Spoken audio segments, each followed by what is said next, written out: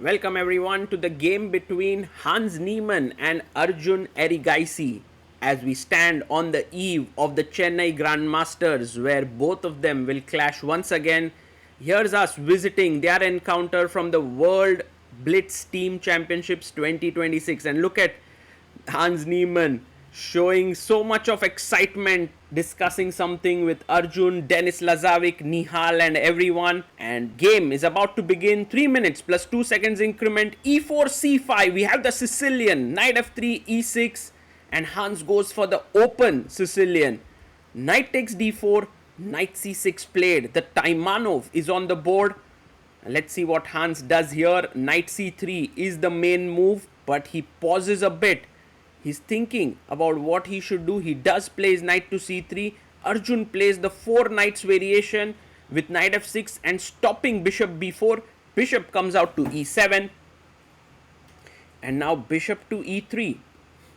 So white is going for perhaps an aggressive setup with f3 g4 or maybe a positional one with bishop e2 castles. He goes for the latter. Bishop e2 and pawn to d6. This, dear friends, is known as the Scheveningen setup or Scheveningen, where black builds a small little center controlling all the squares here. Okay, knight takes knight taken by Arjun, and now Hans can take it with the bishop and the queen. By the way, queen d3, not a very common move. I think Hans was preparing to go long castles there. Taking with both the pieces seems completely fine. At this point, it does feel that white has gotten a fine position out of the opening. Bishop takes, e5 played, bishop comes back, bishop e6, and long castles is on the board.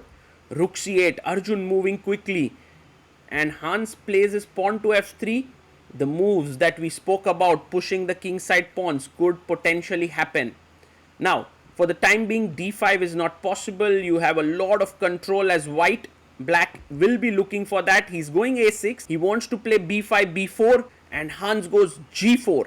We have b5 on the board, and now do we go g5? The knight then jumps to h5. Generally, you want to go h4, h5, and then g5. So the knight cannot come here, but that takes a lot of time. And meanwhile, Arjun will go for his own counterplay with queen a5 and b4. So Hans comes back with the queen to d2. And in some ways, he has discouraged queen a5 because now, not knight d5, but first king b1. So that knight d5 attacks this with a check. Anyway, queen c7 played by Arjun. And now maybe g5 is a must because if you don't play g5, oh, he goes king b1. Now all of a sudden, d5 is possible. There are all these tactics in the air. d5, pawn takes, knight takes, bishop takes, queen takes, and c2 is hanging and Arjun finds it. Pawn to d5 taken, and in that line, remember the bishop on e2 is hanging and already black is the one for choice. So big miss there by Hans. He could have played g5 and then king b1 and he would have had a good position. But now Arjun threatening d4. He also has the lead on the clock slightly. And this is not easy. Knight takes, bishop takes.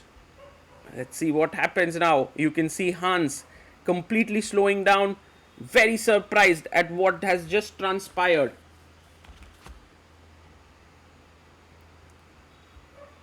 Okay, let's try to make the moves on the board. Takes, knight takes, oh, he takes, knight takes, happens. And he takes on d5, bishop takes, and now maybe bishop b6 to deflect the queen and then pick up this bishop. But he takes it directly. Arjun says, thank you for the free pawn. King a2, and now take this.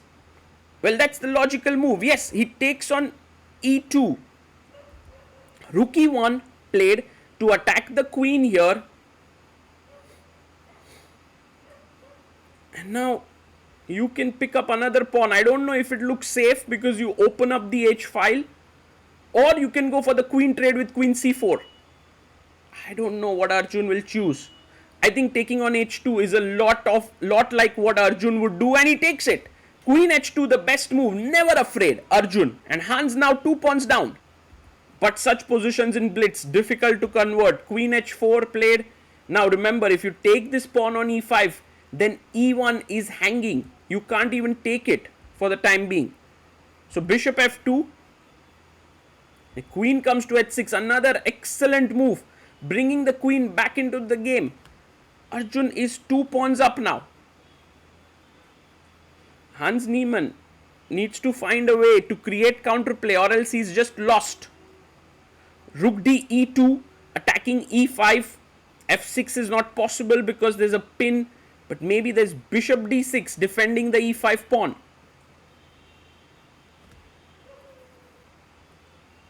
Well, let's see. Hans down to 45 seconds, 44. Oh my goodness.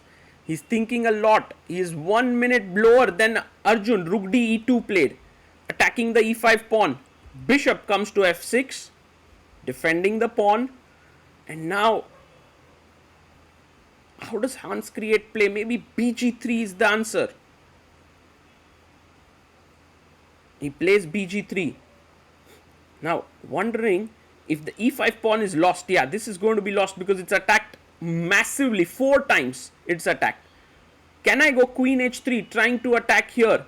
Well, the problem is that after bishop e5, rook e5, queen f3, the queen is hanging. So you don't even win that pawn. So coming here doesn't make sense. Queen g6 is the best move. And the point of it is that after queen g6 takes, you have takes, rook takes, and just h6. You give up 1 pawn. Let's see if Arjun finds this move. Just making this luft for the king. And you can see that Arjun also burning his time, but he still has 30 extra seconds, more than Hans. And he plays queen g6. Arjun playing so accurately, almost like a machine. h6 is the best move now before even taking. I mean, if Arjun is able to find these accurate moves, that's just insane. He plays h6. Wow. I also feel somehow Arjun can find so many engine-like moves because he just understands how engine works. He works with a lot of engines in general. Okay, take on f6, queen f6. That puts the queen in a good position. Hans goes bishop d6, but now rook d8, queen b7, and bishop takes b2 is a brilliant move. Just chop it off and then take this. It's game over. But Arjun misses it. I mean, he plays queen d3, which is not a bad move. He attacks the bishop. Bishop e7. Is there a finishing shot? Not that I can see. Queen c4 check. King b1. Maybe rook c7. That's a possible move. Oh, that would actually be so strong. Maybe that's the way to go. Arjun gives a check. He shakes his head because he's down to 15 seconds. Hans now has to move his king. He's down to 6, 5, 4. He plays b3. Oh my god. He attacks the queen. Now queen c3 threatening a mate. Not a mate actually. But queen c3 threatening rook d2 check. He plays queen d3. Maybe with the idea of rook c2, bishop takes f6. G takes f6. The king is safe. Rook b2, rook comes to c2. Rook b1. He plays queen c3. Excellent chess by Arjun. Takes on c2.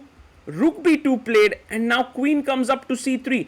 All of a sudden, Hans has some chance. He takes on a6. Now Arjun needs to go rook d1. He goes rook d2. But Hans is back in the game. It's equal now. Insane drama. Queen e2. King b1. If he takes here, he loses the b5 pawn. He plays king g7. We are in a pure endgame now. Queen d3. King b2. Check. What a comeback by Hans Niemann. King c3 gives another check. King d4 is unsure but plays it.